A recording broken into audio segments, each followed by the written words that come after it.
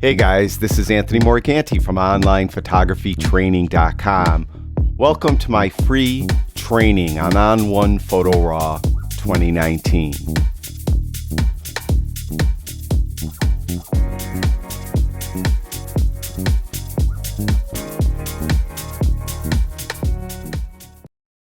In this episode, I'm going to demonstrate how to cull and organize your images in On1 Photo RAW 2019. You may remember in our last episode, I imported some images into the application, and in doing so, I had the application automatically add 3 stars to each image and a yellow color label. Well, to tell you the truth, that's not normally how we usually do it. Most photographers will get their images in On1 and then cull and organize them and maybe give them star ratings and or color labels or some other things I'm going to demonstrate in a moment. Typically, we don't let it automatically do it as we import them, but it's very easy to cull and organize your images in On1, and I mentioned there's a few different ways to do it. Now, what I do suggest you do is don't be in grid view like we are now. Be in film strip view. So hit the F key on your keyboard to go to film strip view, or go in the lower left hand corner and click on the third icon from the left of the views, and we're in film strip view.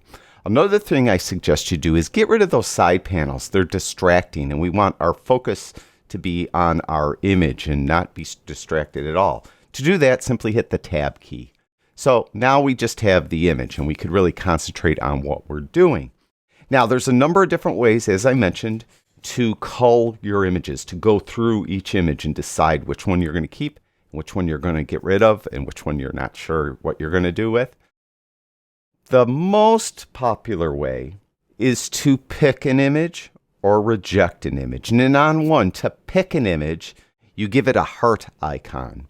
To reject an image, you give it an X icon. And you can do that very easily when you're looking at the image. Just go right below the image and you'll see there's a little heart outline there. You could click on that, and that's considered a pick. On the other hand, if you want to undo that pick, just click on that heart again. If I want to reject this image, I don't like it, I could click the X, and that's the rejection icon. Now I could click that again to turn that off. Now it's really more efficient to use the keyboard to do this, and it's very easy. You just have to remember 3 keys. To pick an image, to give it a heart, hit the P key. To reject an image, to give it an X, hit the X key. If you want to undo either the heart or the X, hit the U key. You also could use the U key to just, go to the next image. Now in this case, this image, let's say I like it, so I'm going to pick it. I'm going to hit the P key. And you can see when I did that, we now have the heart active. I could then click to the next image, and if I like this image, I could hit the P key again to keep it. Now I could go through the entire folder this way, either hitting the P key to create the heart as a pick, or the X key to create that X as a rejection, or just hit the U key to undo what I did. What would make this more efficient, though, is if when I hit those keys, the program would automatically advance to the next image. By default, On1 won't do that, but you can turn that on. Go up to the top photo menu, then to auto advance. Now with that active, what I could do is hit the P key for pick. I'm keeping it. Let's say I like this one, hit the P key, and you see how it's advancing automatically to the next image. So I could just P. Let's say I don't like that one, U. I don't want to delete it necessarily, so I hit the U key because I'm not sure. This one, let's say, is a pick. It's a pick. It's a pick. I want it. When I say pick, I'm giving it the heart, right? That's what I want. Now, there may come a circumstance where you'll have a number of images that are very close to one another. Now, let's say I like this one. That's a pick. But I have this image, that image, and that image, and that image. And they all are very similar. And I want to pick the best one of those 4. I could go to compare mode to do that. Now, I could just hit the C key on my keyboard to do that, or I could go over to these 4 icons down here in the lower left again and just click on that one at the far right. Now I'm in compare view. So I'm looking at one image now. If I want to compare it to a second image, hold the Command or Control key in and click on that second image. It's Command if you have a Mac, Control if you have a PC. And when you do, it will then show both images side by side. And I could go to a third one, hold that Command or Control key in again and click on the third one. I could go to a fourth one even. And you can see I see all four there. Now, they're kind of small, so I can zoom in. You could go to the active one, which happens to be this one, or I can make any of them active by clicking on it. And then by zooming in, I could click and zoom in. Now, you may have noticed just the one zoomed in. I could make this so all of them will zoom in together and I could pan around together. To do that, right here where it says lock, pan, and zoom, click that on. Now when I click on the active image, they'll all zoom in together, and then I could drag them around together and I could see which one maybe looks like it's focused best or exposed best or composed best, whatever. I could better compare them to each other. To zoom back out, just click again. Now I'll zoom back out. Now, when you're done with compare mode, you could just go back to film strip mode by hitting the F key or clicking on that icon there. Now, in this case here, I think I'll keep them all. Now, to tell you the truth, that I don't reject a lot of images. I tend to reject an image if it's out of focus, if it's just not exposed properly at all. Like most often, if I'm using strobes or a flash and the flash or strobe failed to go off, then I'll reject it. Other than that, I don't really reject a lot of images. So I will do a lot of P's, right, for picking them, or a lot of U's. I'm undecided. Or sometimes I might reject one. Let's say I'll reject this. I'll hit the X key, and you'll notice the X is active. And then I'll change my mind, and I'll hit the U key to undo it. And you can see how it automatically advances to the next image. So I could go through all the images like that. And I think that is probably the most common way people cull their images. Now, I'm going to go down to the end of the roll here. I have a number of images where I was driving home and there was some deer off to the side of the road. Unfortunately, I didn't have a long lens on. I had a 24 to 70 millimeter lens. So none of these images are very good. The deer are just too far away, and I was shooting out my car window. You could see part of the window down here. So I want to reject all of these. So I'm going to hit the X key on all those because they're not very good. And I just want to get rid of those. So they're all X'd out. Now, once I've done this method, I could come in and then decide, let's say the ones I hit the P, I want to work on those. I want to process those. The ones I hit the X, I want to delete those right off the hard drive. And the U's, I'm just going to leave alone. I'm not going to do anything with. So what I need to do is get my side panels back. I'm going to hit the Tab key to bring them back. We're going to go right here where it says Filters. Click that to make it active. And now I could filter out the images at the bottom. It's not going to delete them or anything. It's just going to give me a view of the specific images I want to see. For example, I mentioned that I want to delete those rejected images. So I could go to the filters, and you could see that X there that's kind of grayed out. Click on the X, and now these are just my X'd out images. These are just the images that I don't care for. Now what I could do then is I could just like click on one and hit the delete key on the keyboard and delete it like that. And I could just go through all the images like that. I could come in and select them all. I don't think that's going to make a difference though, if I remember right. Yeah, it's just going to delete one at a time. So I could come through and delete them. And what it's actually doing is deleting them off my hard drive, not just out of On1. It's deleting them from my hard drive and putting them in the trash. So I want to get rid of all those images. So now my filter is still showing X'd images and I don't have any left. So I want to see all my images again. So click on that X again.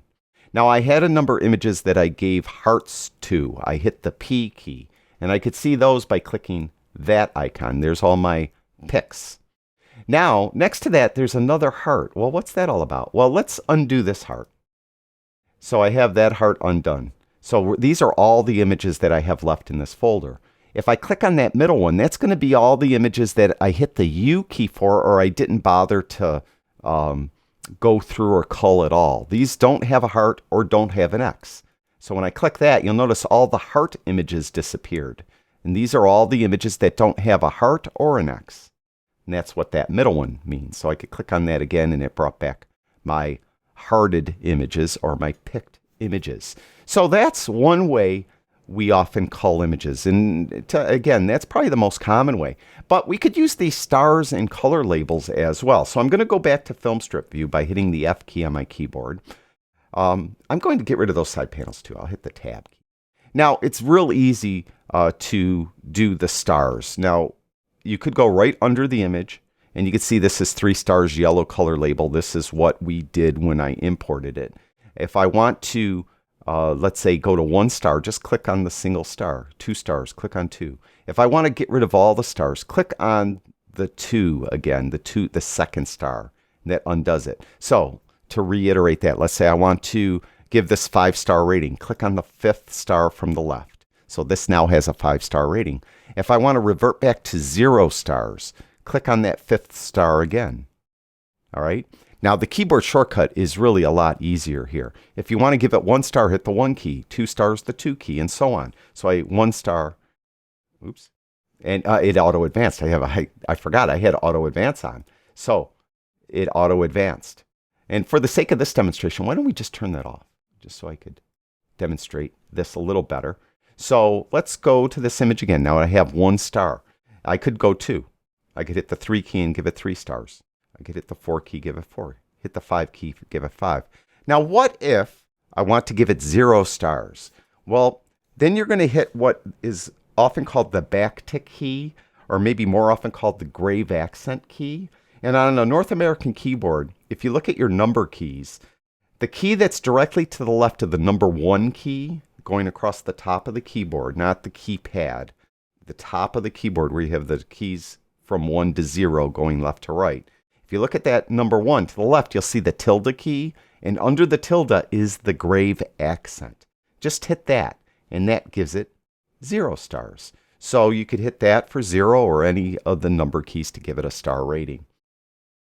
We have color labels as well, and I mentioned when we imported these, I gave them all a color label. The color labels are just from 6 to 0. So if I hit the 6 key, I give this a color label. 7, a different color. 8, a different color. 9, 0. Purple is 0. So very easy. You also could click right on the little color swatch, and you could choose it there. So red is 6, yellow 7, and so on. Or if I want to remove the color label entirely, click on none. So that removes the color label. Unfortunately, there isn't a keyboard shortcut to remove the color label. You have to click on the swatch. And you don't have to click right here. I could click on this, like this swatch or this swatch. Right in the film strip, I could do it. Or I could change the color label. Let's say I want to change this one to blue. So I could do that. So you could just click. Or you could use the keyboards. Again, 6, 7, 8, 9, and 0 are the color labels. And if you want to give it no color at all, you have to click on the swatch and do that. So this is another way people will cull images. They might use star ratings to cull. 1 star is one that they're going to keep, but they're not really going to work on it today. 3 star, maybe they're going to work on it today. 5 star, maybe they sold that image. That image has been licensed. They have a lot of, so you could do it any way you want. There's no rules here. Sit down with a piece of paper, write 1 star, write 0 stars, 1 star, right through 5 stars, and write what each one means. And then you could designate each image to be categorized in that manner. Then once you have your images categorized, let's say we have 2 stars there, 5 stars there, 2 stars there. Let's say we make this one green, and this one blue, and this one purple, just so we have different colors. Now we have all these different designations, and these color labels mean something. We have, red means something, and whatever we designated. Now when we want to search for them, let's bring those sidebars back, hit that tab key, and we go up to filters. Let's say I want to look at all my 1-star images. Well, first of all, it's at greater than or equal to right now. So I need to change that to equal to. So there's equal to 0 stars. And this is this one image. If I want to see the 1-star images, click on the single star. That's my 1-star image. If I want to see 2-star images, click there. I have 2 2-star images. If I want to see 3 stars, there's all my 3-star images, and there's a lot because remember I imported these at 3 stars. I think I have 1 4-star image. No, I don't have any 4-star images, and I have 1 5-star image. You can see it went back to grid view. Let's go back to film strip. So there's that 1. So if I want to undo this, click on that 5th star again. So we're back to equal to 0 stars. If I want to see them all again, I could either turn off this entire filter panel or tab by clicking there, or I could change this equal sign back to greater than or equal to, and then we'll see all the images down there. And again, we could filter by the color label as well. If I want to see the reds, click there, but there is no red labeled images apparently. So I'll turn that back off by clicking on it again.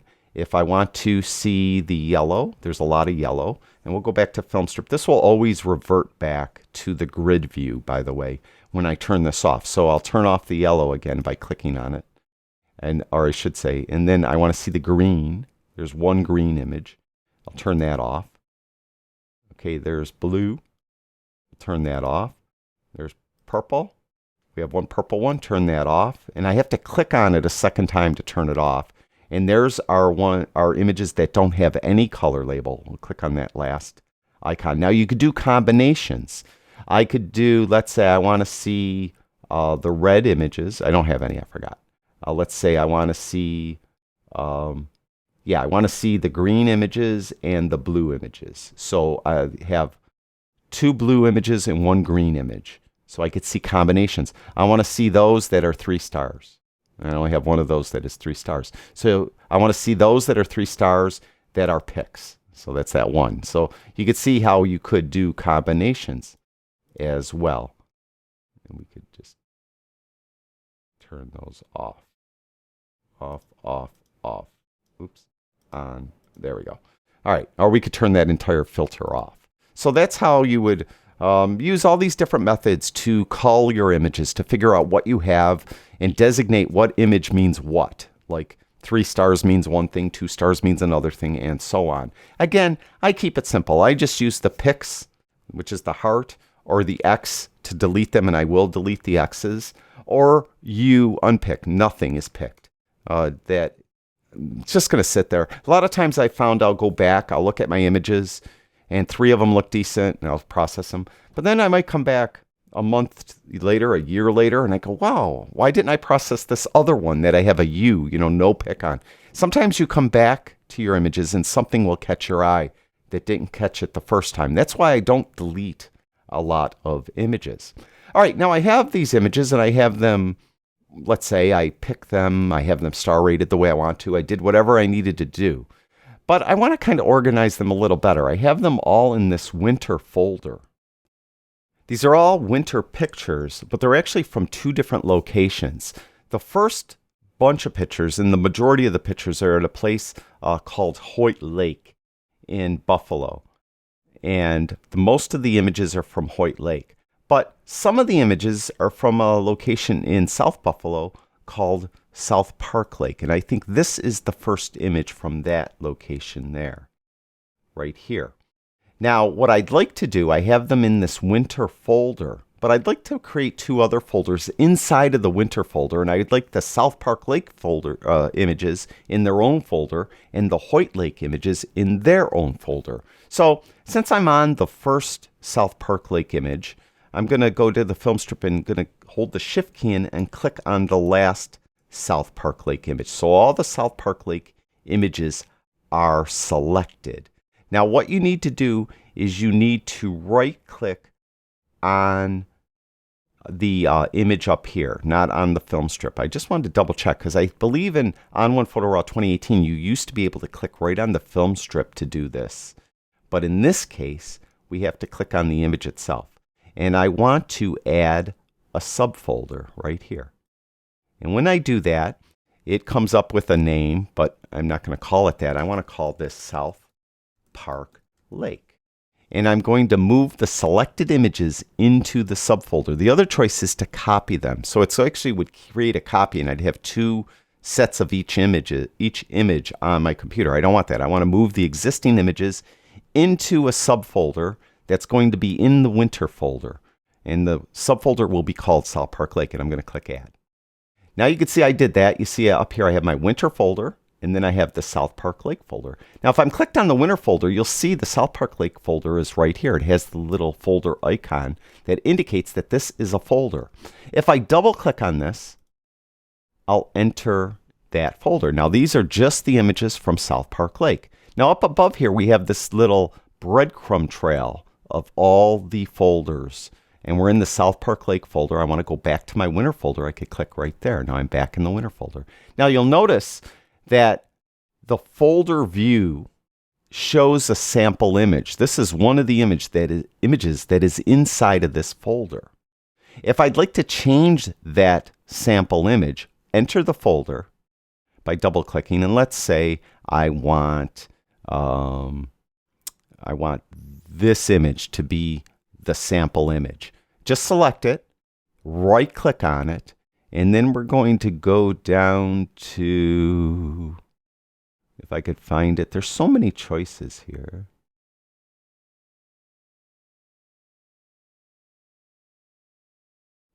Set folder preview. There it is. I'm sorry it took me so long. We'll sit right there, and that's now set folder preview. Now I'll go back to our breadcrumbs, go back to the winter folder, and you can see that that image is now our sampled image. Now what I'd like to do is take all the rest of these images. These are all Hoyt Lake. And I'd like to put those in their own folder called Hoyt Lake. So I'm going to click on the first one, hold the Shift key in, and click on that last one. So they're all selected. Now I do not have the South Park Lake folder selected. I have all the images selected. And then I'm going to right click on an image, and I'm going to go down to Add Subfolder. And we're going to call this Hoyt Lake. And I'm going to move the selected images into that subfolder and click Add. Now you'll notice the winter folder consists of a Hoyt Lake folder and a South Park Lake folder. And there's my Hoyt Lake folder with all the Hoyt Lake images. I could go to the breadcrumbs, click on winter. Now there's my South Park Lake folder with all the South Park Lake images. So really, as simple as that, how you could cull and then organize your images. It's really very easy to do in On1 Photo RAW 2018. In our next episode, I think we'll start processing an image, and we'll show you some basic processing skills that you should know for On1.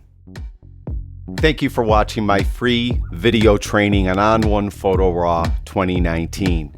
Please do me a favor and like and share this video. Also, subscribe to my YouTube channel. And in the description below this video, you'll see ways that you could help me keep making free photography how-to videos. Finally, visit my website, onlinephotographytraining.com. There, you'll find over 900 videos and articles to help you with your photography. And of course, they're all free. Thank you.